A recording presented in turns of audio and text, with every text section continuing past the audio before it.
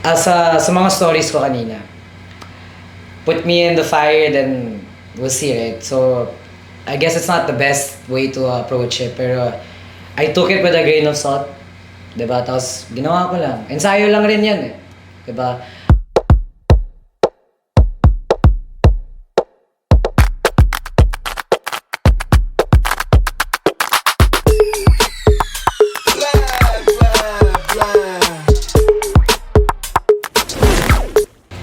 Hello mga ka-online Pinoy! Welcome back sa aming studio. As you can see, may bago na naman akong katabi. May bago na naman tayong guest na kikilalanin. Ito po si Lush. At napaka-interesting nung kaniyang kwento. Talagang marami na siyang tinahak na landas pagdating sa creative fields. So ating alamin ang kaniyang story today. Hello Lush! Hello. Thank you so much for joining us. Thank you.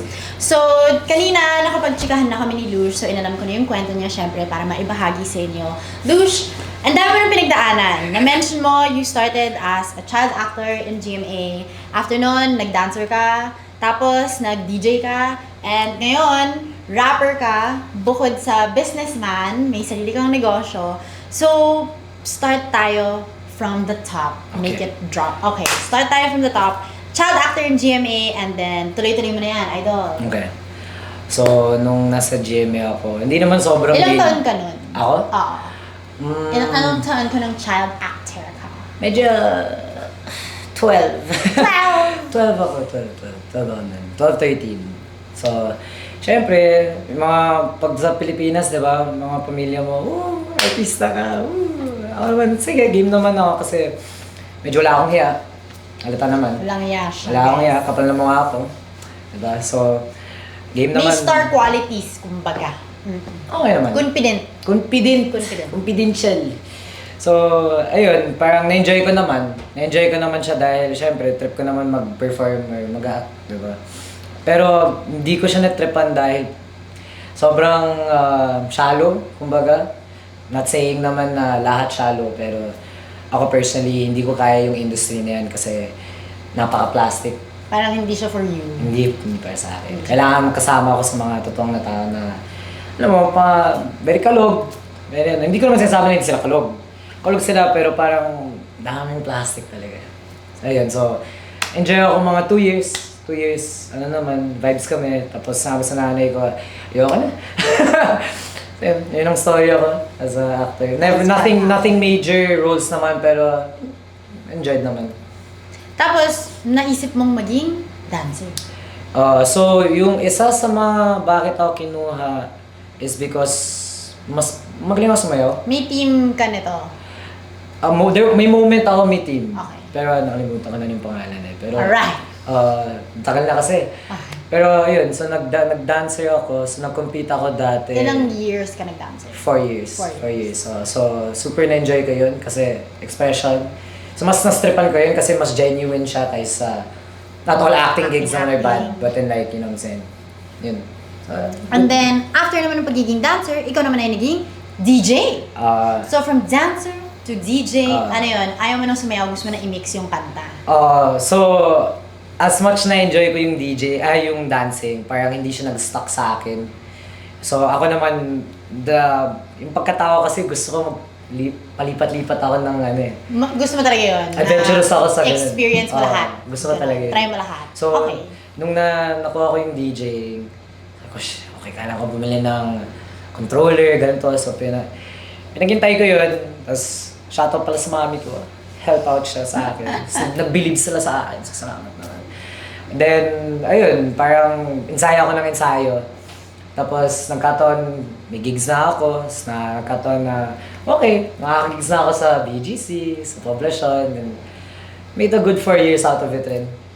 Sa pag-DJ. Mhm. So, naikot mo yung mga nightlife spots. Nag-guest pa ako sa Black Market at one point. Wow! Kung hindi niyo po alam yung Black Market, sarado na po yun ngayon. Wala na yan. Pero RIP to Black Market. Condolences. Tapos, after nung 4 years na pag-DJ, paano ka napadpad sa pagiging negosyante at rapper? Sige, start tayo sa rapping. Sige. Diba? Since art. Nung parang medyo burnout na ako sa pagka-DJ. So parang kailangan ko ng bago. ito na naman tayo eh. Ulit na naman tayo from zero. Explore na naman ang Explore bag na mo. naman. ah. Ay, nako. Pero, nung nasa main college ako kasi dati, so, very artsy yung school. Halata naman medyo artsy ako, diba? Sabi ng English teacher ko, shoutout kay Miss Isa, why don't you try rapping?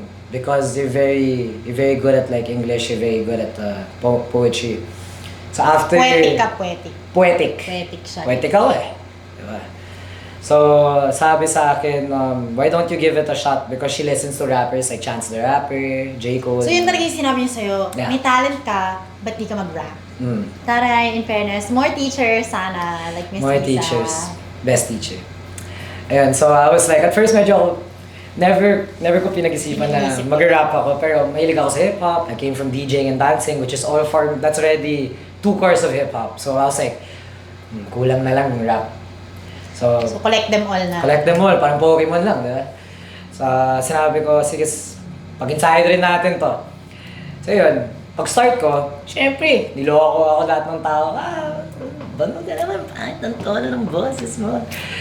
Pero sabi ko, okay, yun rin nangyari sa akin sa dati kong mga ano, diba? Mga ganap ko Sa dati. pag-DJ, Lahat. sa dancing, Always- walang naniwala sa'yo. Always the same thing. Walang naniniwala. Wala. Pero as always, they eventually give in because they see the progress later. Yeah. Tapos ikaw, ang mindset mo lang noon na parang kahit walang naniniwala, kahit walang may Basta ako. Basta ako naniniwala sa sarili mo. Okay diba? yun. Narinig niyo yun mga kaunlad Kailangan delusional ka. Para makuha mo Kaya to. ba yun yung name mo, Idol Lush? Na joke lang. Siyempre, you gotta let loose. you gotta let loose. The lush Delusional. is the lush. Diba? So, pero ang ganda nun na talagang sa lahat ng sinubok mo, lakas lang ng loob mo yung baon mo sa Kailangan, men. Ang sakit. Okay, so nandito na tayo no, dahil na-mention mo na parang ang sakit. So, syempre may mga hadlang ka rin hinarap or may mga haters na kung tawagin na parang banu ko naman, hindi ka Oo. gagaling dyan. So, and sinabi mo nga na kumpiyansa lang sa sarili yung baon mo. Ano yung like pinaka biggest na na-overcome mo na parang akala mo talaga na shit, eto nang give up na hold na. Or never ka dumating sa point na. Dumating ako. Actually, Dumating sa lahat ng pinagdaanan ko, parati ako napapagano na give up na ako, wag na. Pero, tapos sabihin ko sa inyo, pagdating sa rapping, gusto mag-quit 8 times. Actually, 9 this year. Pero here we are. Still striving. Laban lang! Tuloy lang! Dapat lang. Kasi sinabi ko rin sa sarili ko na parang people become great because of consistency. Yeah. So ako naman, if I ever want to reach the point of the peak of what I can do as an artist, why would I give up? Dami kong, di ba, ako personally pagdating sa rapping, I talk about my surroundings, where I come from. You know, it's not always, yeah, may mga fun songs rin naman, pero most of my topics are more of like, very social conscience in terms of like, how people are with one another. Observant ako, I'm very, when it comes to a room, I read the room. I read the room eh. So I like putting a perspective of my story and another person's story to create a body of A work. bigger story. A bigger story. To create a bigger story. Tapos, gusto ko lang din malaman dahil nandito rin tayo sa topic ng mga challenges. Ang dami mong creative careers na pinagdaanan. Tapos, yun pa, mapapalit-palit ka. Napapaghabag ang maraming tao sa mga ganyang bagay. Lalo na yung mga pamilya natin, mga parents natin, iba yung pag-iisip nila. So, sa lahat ng pinagagawa mo, supportive ba yung family mo? Or parang, Lush, ano ba yan? Tigil-tigil mo na yan. Trabaho na ng maayos. May mga ganun ka bang naharap ever? Meron naman, of course. I feel ko naman kung Filipino ka man lang, di ba? May ganun talaga na problema sa'yo pagdating sa kung anong gusto mong gawin. Doktor, lawyer, di ba? Pero ako personally, dream ko maging lawyer Pero hindi mo nangyari sa akin. Lawyer! Mahilig ka makipag-away. Kaya mag-debate. Kaya naging Chika. rapper. Kasi pag rapper, hindi sila magde-debate. Ano sila, magagawa ng kanta rin? Okay, why not? Pero ayun, so parang... Pero yung pagiging lawyer, gusto yun ng family mo for you? Yung gusto nila sa akin is that basta magawa ko siya bibigyan ko siya ng 100%. Kahit anong gawin mo? Oo. Tapos, syempre, pupunta rin sa'yo naman ng pera pag gumaling ka sa Ginagawa. craft na yan, di ba? Art firm na yan. Wala eh. Sobrang artsy ko eh. Ang gagawin ko. Diba? So ever since, sakay naman yung pamilya mo sa trip mo. Supportive naman. Kahit paano. Siyempre may away din naman na parang, you're not gonna make money. I'm like, yeah. But, alam mo, times change. Right? Eras change. Everything changes. You can make money now off TikTok. You can make money being your own marketing team. If you're an artist now, you have to market your own stuff, right? Tapos eventually, if you get a song that goes big and you market it correctly, you get sponsorship, deals, brands. So, tuloy lang. Tuloy lang. Tuloy lang. Kumpiyansa talaga sa yung baon. Delusional. Speaking of Delulu, cheka. Pero bukod sa marami ng creative things na naganap sa'yo, ikaw rin ay isang negosyante. So, mahilig ka rin sa business. Ano naman paano ka naman nag-start sa business? So, feel ko naman, gets niyo naman ako at this point eh. Hindi ako traditional tao. So, hindi ako naghahanap ng diskarte na paano kayo makakapera. So, I went through seven freelancing jobs. Okay. I was, Pandemic ito? Yes, a lot. Proofreading, transcriber, lahat ng Tinry mo lahat? Try ko lahat dyan. Except for, hindi ako magaling, I can photography but not to that extent. Diba? Like this. Hindi ko kaya yun. But lahat ng kaya ko naman in terms of magaling ako mag-communicate. So communications, PR, all this stuff, I done it all. Even nightlife, nagawa ko na rin, promote eh. Chuchu e klabu, diba? Kaya ko lahat yan. So, made good money naman from it. But eventually, I was like, I need something that's my own. Diba? So, I started in pandemic, gumawa ako ng business where nagbenta ako ng pagkain. Sure ko naman, lahat naman ng tao ng pandemic, besides getting sad, you saw an opportunity. Right? Some people were smart enough to sell alcohol, all the necessities and appliances for your house, right? Very smart. Me, on the other hand, I wanted to sell food I don't like. Now, why is that? I do love bangos, but I hate longganisa. Yeah, I'm Filipino. I hate it. So what did I do? I sold it. I sold bangus and longganisa straight from Dagupan. With, of course, my mom and I were talking about, like, let's do something about it.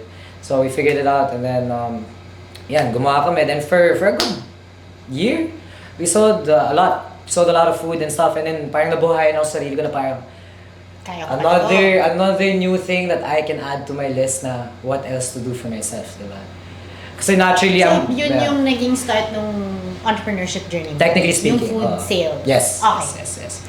Baka nabalikan ko yun eh, kasi okay siya eh, gumana siya eh. Parang ako easily ako Tsaka na-try mo na try ko before. na. So parang na-gets ko na ano yung mali, ano yung pwedeng gawin, at wala, para lang, dati nga, ako mismo nagde-deliver sa lahat ng tao. Talaga? Naka-motor? Naka-scooter. It's like, hey. Ano to sa village nyo? Ganon? Village ko, tapos parang around, within the area rin, nag-tripan nila. Kasi parang, okay to, siya nga gumawa, tapos siya pa yung nag-deliver. Very good. Smith, sasabi sa akin nanay ko, ayaw mo mag-rap habang nag-aaras. Gagawa ko ng jingle. Cross collaboration. Oh. In fairness, at least, ako yung nakikita ko sa story mo at kaya ako tuwan-tuwa rin sa story mo, Lush, na hindi lang puro sarap ang hinahanap mo. And if anything, willing kang madumihan yung kamay mo, willing kang gawin yung ayaw gawin ng iba. Yung pagtititigan ka ng mga tao, ang dali-daling i-judge ka, pero ang astig na di nila alam, business mo, delivery boy ka pa, mag-market ka pa ng may wrap. So parang ang astig lang nung combo na yun. It was supposed to, mangyayari sana yung rap, pero wala eh, tinanggal ko na yung side na yun. Nung pandemic time? Nung pandemic. Okay. So, after nung food sales, so sabi mo that only lasted for a year. So ano na yung, may business ka ba ngayon? Right now, may very, very, very small business ako na proud ako sabihin na sa amin to, diba? So, it's like mini dropshipping. I wouldn't say big yet because it's not yet a big company or whatever. But so we're dropshipping products from currently Korea, right?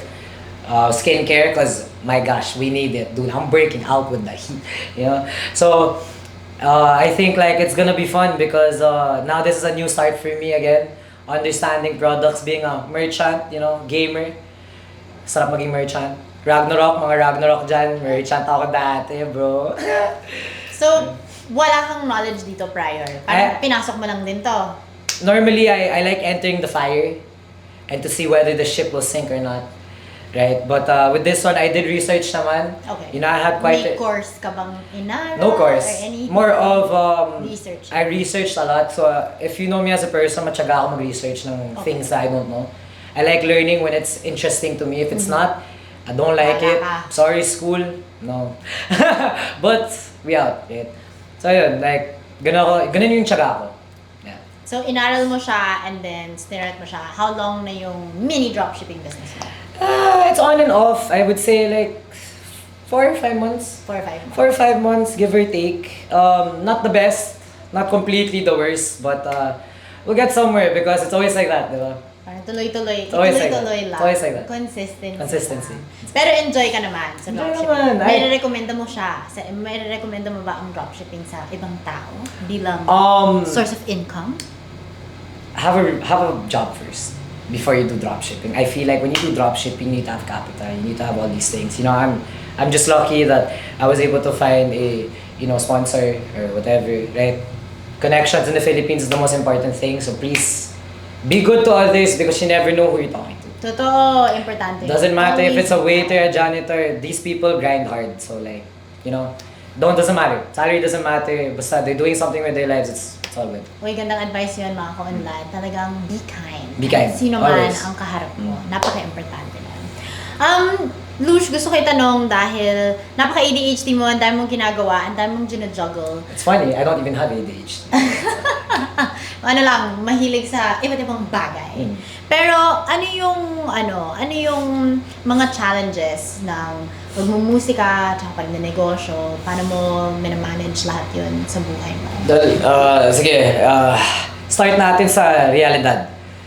Nakakasira ng ulo. Feel ko walang sane na tao kung artist ka. Kung artist ka, sir, ulo ka. Matik na yun. Wala akong na-meet na artist na, oy, lahat sila, Self-critical. Self-critical. I think being an artist is the most personal thing you can do. Being vulnerable and putting your music out there. Because the moment it's out there, it's not yours anymore. It's for everyone to take in. Right? The business side naman, how do I manage all of these things? I make sure if I wake up in the morning, I'll try to focus on research on the business side. And then the moment I'm done, as long as I give 5-6 hours or 8 hours, like how we do it, I'll be okay. And then I can feel good about myself and be like, okay, time to write music naman. Diba? So it's all about juggling your schedule. Notion, guys. Notion. Napaka-importante ang Notion. Walang Notion, mag-calendar kayo, legit. So may time management yung pinaka-prinsipyo mo. Yes. Para magawa mo lahat ng Yes, ginagawa yes. mo. There are So, times, syempre, like, magigising ka ng late. Wala. Minsan talaga mangyayari yun, di ba? Depending sa work mo or whatever. O di mag-compensate ka. If you miss this amount of hours, do it later. Or whatever. Basta lang makuha mo yun and get 8 hours of sleep, guys. Ang hirap. So for you, yun, parang non-negotiable mo yun. Una, trabaho, yung pambayad ng bills, etc. Tapos after nun, luho na, music na. Ganda! Ganda ng nun. I try. guys. Ganda ng mix nun. It's more of failure than success, but all you need is that little success that will bring you up, diba? So Lush, ang dami mo ng creative careers na napagdaanan and nakwento mo na rin yung mga different challenges and yung failures. Pero ako, yung notice ko sa story mo is, ikaw, hinahanap mo lang, hindi ko alam kung saan niya pinupulot, guys. Pero parang hinahanap mo lang yung lakas ng loob sa sarili mo. Tapos tuloy ka lang ng tuloy. Parang para sa'yo, failure, hindi siya masamang bagay. So, tama ba yung assumption ko na para sa'yo, failure is para siyang way of learning. Ito yung way na para umusad at umunlad ka. Ganun ba yung perspective mo? Ganun yung perspective ko. Sinasabi ko sa lahat ng tropa ko at sa mga ibang tao pag tinatanong sa akin.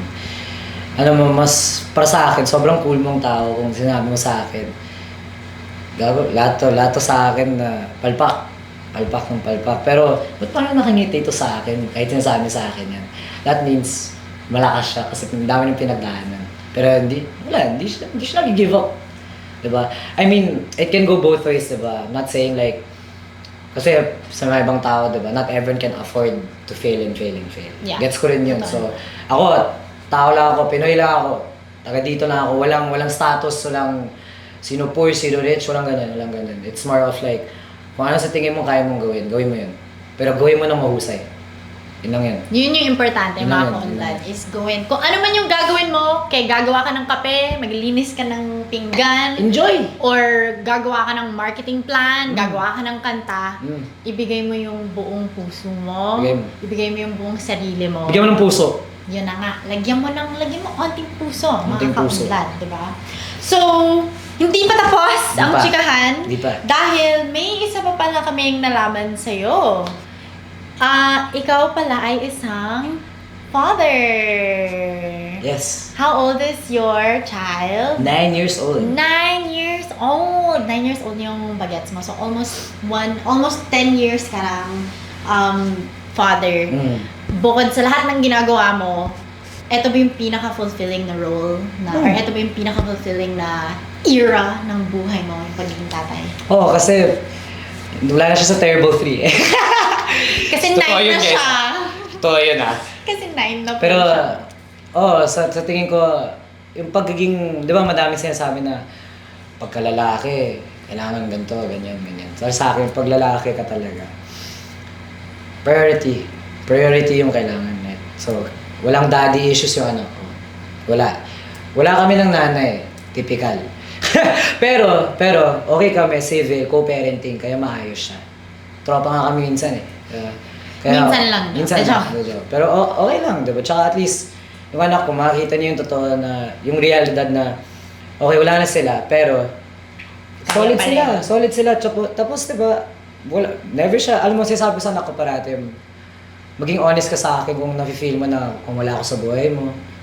Mas mag-effort ako. Kasi ako naman, mabilis akong kausap eh. Yung problema ko lang is, sobrang nalalost ako sa sauce ng world ng ginagawa ko para sa akin. So parang, kung sabihin sa akin anak ko, Dad, I wanna see you more. Walang problema yan. Walang problema yan. Pero, if she's in school, doing what a kid should do, enjoy life, live life, diba, grow up and experience things, I'll be there for the experiencing and everything, but I'm also here trying to fix my life. So para paglaki niya, and she decides to like, I wanna see even more of what you do, by all means, enter my world, diba? Kasama ka naman dun eh. So, masasabi mo bang yung pagiging tatay, yun yung, for lack of a better term, yun yung parang nagpatino sa'yo, or yun yung nagiging driving force mo na gumaling, tumino, mas maging astig na artist, na businessman, lahat-lahat para sa anak mo? I mean, yun talaga isa sa mga malaking bagay kung bakit. Pero, feel ko naman nung pa-19 na ako nun, may transitional phase na ako na parang gusto ko na talaga umiba sa person. Kasi talagang, yung biggest, wala akong kaaway sa buhay. Kumbaga, ako lang kaaway. Alam mo yun? Sarili mo lang kaaway mo eh. So, kaya mga kaibigan ko, wala silang sasabihin na, may kaaway si Lucian. Sabihin nila, baka maging kaibigan sila.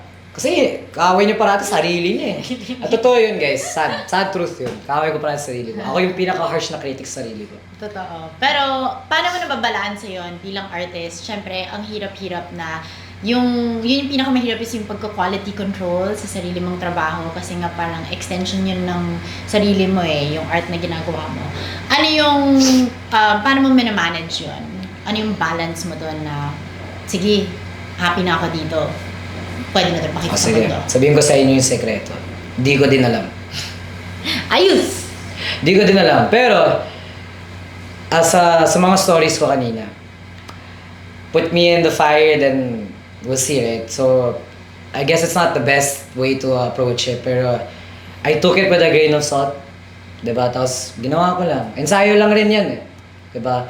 Anong pwede kong gawin na hindi ma-feel na mawala ako sa buhay niya? Anong pwede kong gawin na parang, oh, wow, sobrang solid ng tatay ko. He's like that, like this, and he has time for me, diba? Wala lang, balance lang. There are days, syempre, parang ako, oh my God, wasak na ako. What do I do? Parang sabihin ko lang sa sarili ko, Sus! You've been doing this your whole life. Tuloy lang. Tuloy lang. Tuloy lang. Tuloy lang. Push. Correct. Push. So, ako, gusto kong malaman, with everything that you do, syempre now, yung isa sa pinaka-main focus mo is yung music mo. Yes. Ano yung game plan? Ano yung vision natin? para ma-inspire din yung mga kaunlad nating nanonood, Mm. para sa mga vision nila for their plans, for their music, for their creative pursuits. Okay, so I'll give you guys the artist side, and I will give you the marketing side. So for the artist side, well, if you guys know me, so I'm Lush on Spotify, LWSH. For those who you don't, same thing. But I'm known for English rapping back then. But all my new stuff, my latest release and all the music I'm gonna drop this year and the next, they're all Taglish. So it's a mix of everything because I want both the masa and the international scene to accept me, which is the hardest path, right? But as an artist, I think you should never really sell yourself out per se, but be smart.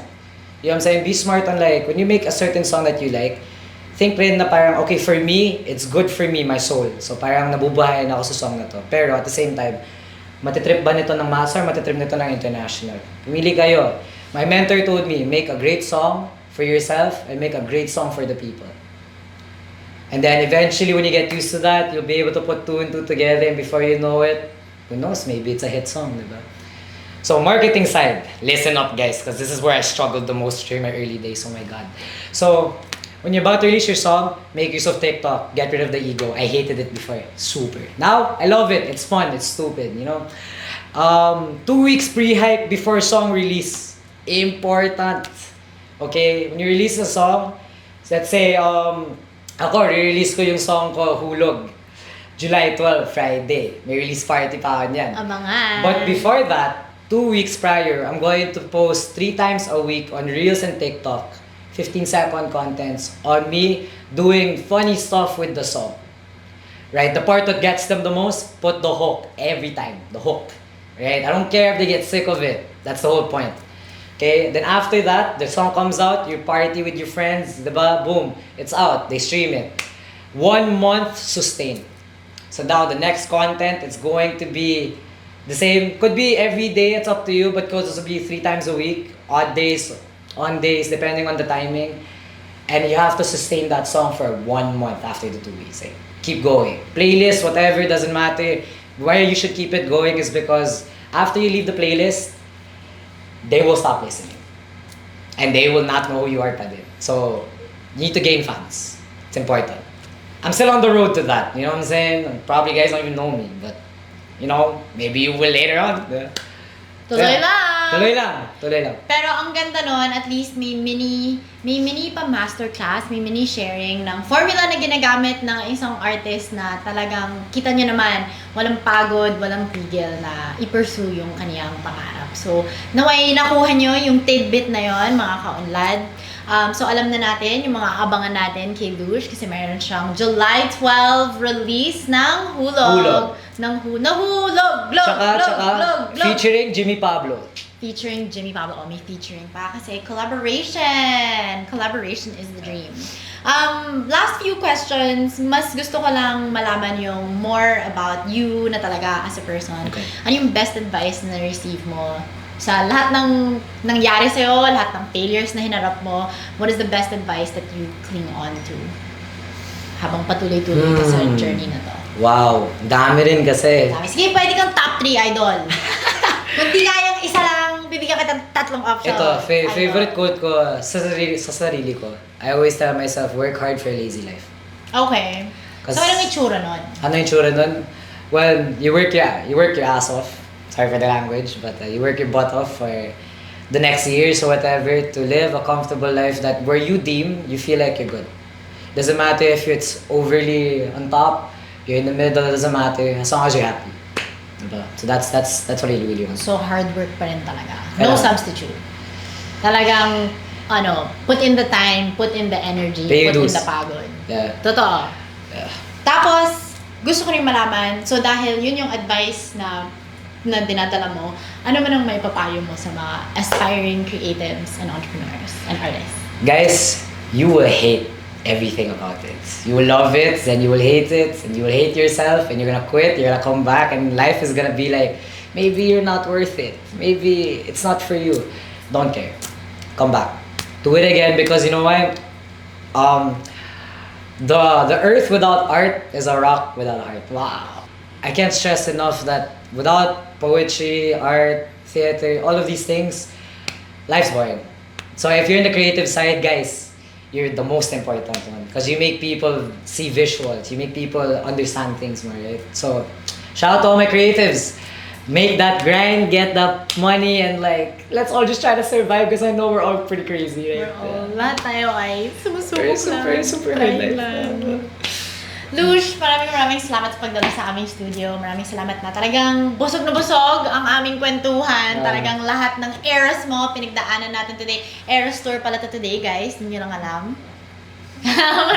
Pinakita po, sorry, may pause lang. Pinakita po ng producer namin yung kaniyang notes. Busog na busog din po yung notes niya para sa aming editor. Maraming salamat, Lush, na talagang walang takot mo ibinahagi ang iyong story sa amin. Tuwan-tuwa kami na ang dami mo nang ma-achieve, malayo na, pero malayo pa. So, sobrang excited kami para sa'yo. Invite everybody to find you, stream your music, check you out. Spotify, YouTube, my socials, Lush. LOOSH. Instagram, Lush Sevilla. You find me. If you like it, you like it. You don't, get ready. Because you're gonna like it eventually. I hit all markets. I'm tired. Naway, na-inspire din kayo na huwag matakot, sumubok lang kayo ng mga gusto nyo subukan at ibigay ang inyong buong puso sa kahit anong ginagawa nyo. Dahil dyan, see you sa next episode, mga Kaunlad Pinoy! Add it up.